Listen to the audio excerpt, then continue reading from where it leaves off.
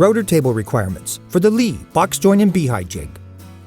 The Lee box joint and beehive jig model B975 can be used on a router table. The box joint and beehive jig works in combination with the patented Lee E10 E-bush. The Lee E-bushes are designed around the 1 3/8 inch diameter industry standard. It may be necessary to adapt your router table or router plate to accept a Lee E-bush. If your router table or router plate does not already have one, it will require a 1 3/8 inch counterbore insert ring, similar to the one shown here.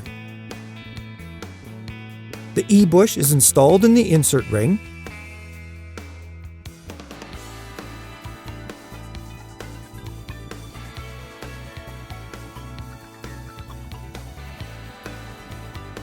tightened with the pin wrench,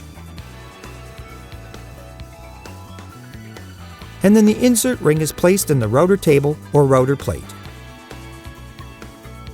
The Lee E-bush works with a variety of different router tables and router plates.